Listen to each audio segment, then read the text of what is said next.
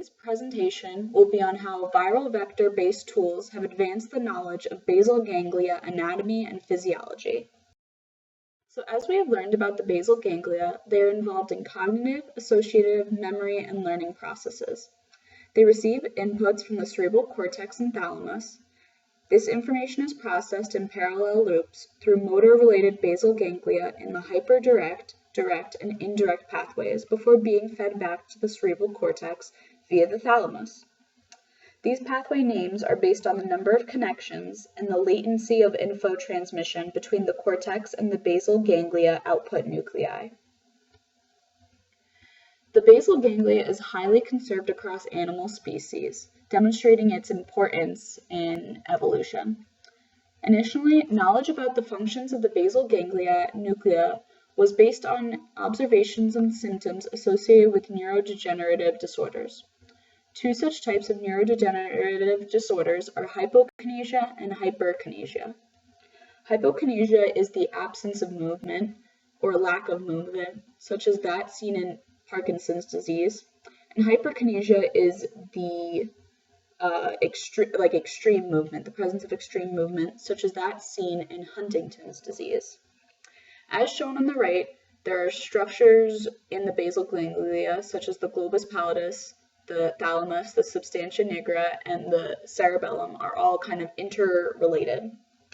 And the dorsal basal ganglia nuclei are in control of motor and associative functions, while the ventral basal ganglia nuclei control limbic functions, such as reward behaviors, drug addictions, and psych disorders.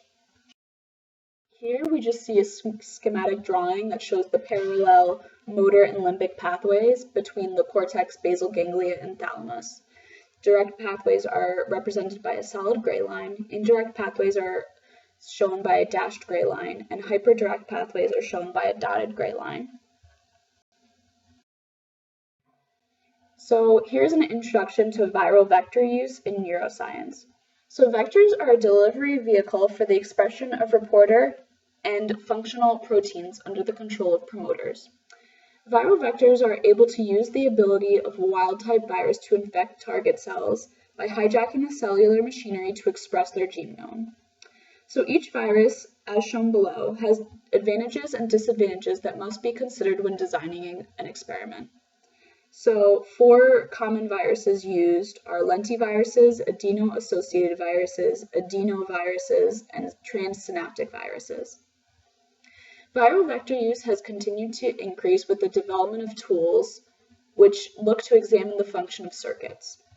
And 2 such tools are light or optogenic stimulation and chemogenetic stimulation. As shown in the picture on the right, it's just a picture of how viral vectors are used in neuroscience in making new genes. So optogenetics is a biological technique which involves the use of light to control cells in living tissues that have been genetically modified to express light-sensitive ion channels. This technique has increased the understanding of physiological networks and pathways in mammalian brains.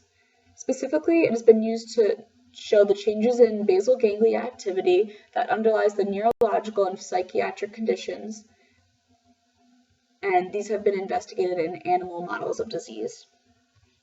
A key advantage of optogenetic stimulation is that a specific neuronal subpopulation and/or a pathway can be selectively targeted by using viral vectors with neuron phenotype-specific promoters.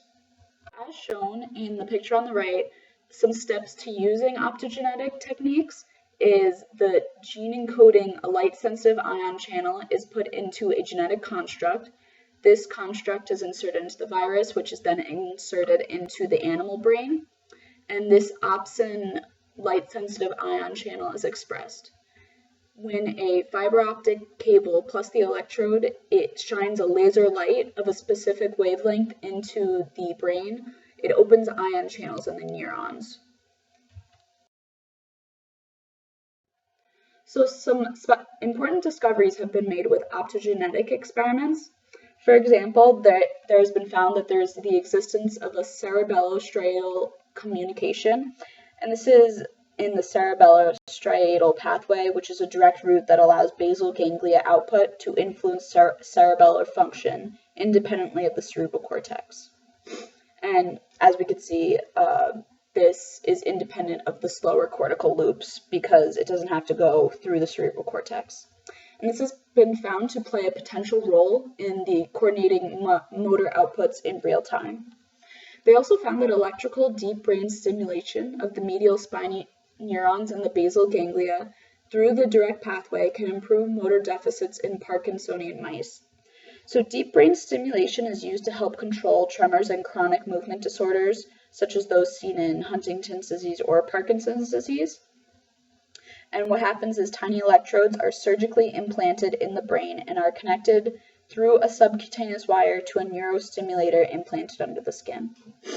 And two other important discoveries that were made: the basal ganglia, which are particularly limbic structures, have been found to be involved in the pathology of OCD or obsessive compulsive disorder, and optogenetic stimulation of orbitofrontal corticostriatal projections have reinstated normal non-OCD-like behavior in knockout mice. Optogenetic inhibition of prelimbic corticoacumin's neurons can prevent reinstatement of cocaine-seeking behaviors.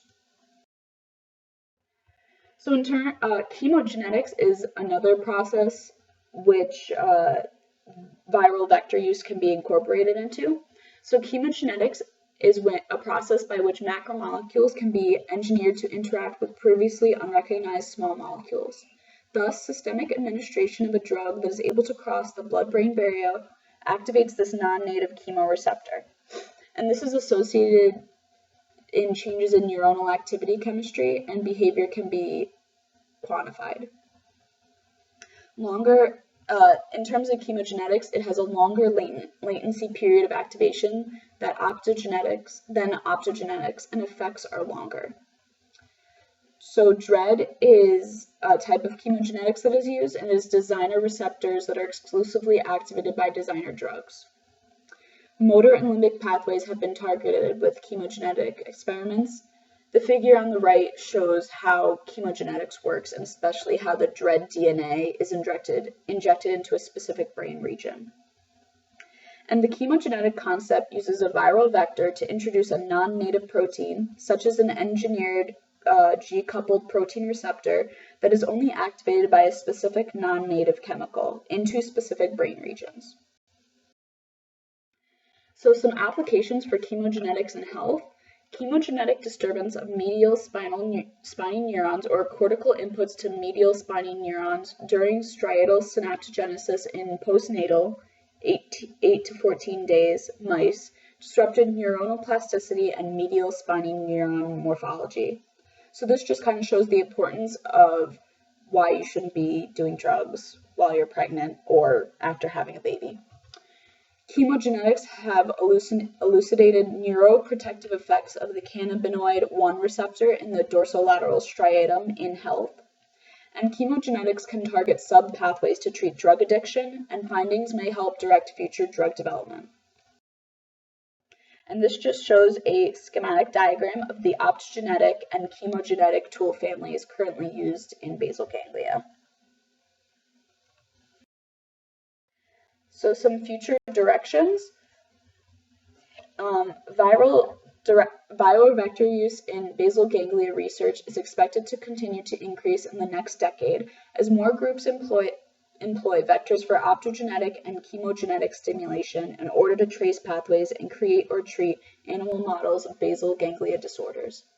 Injection of viral vectors combined with bioimaging could be combined to improve resolution of images. So some questions for the class. What transsynaptic virus, which we have discussed during the nervous system unit, would be useful as a viral vector for entering the central nervous system via periphery structures, such as muscles? And what is the possible downside to using this virus?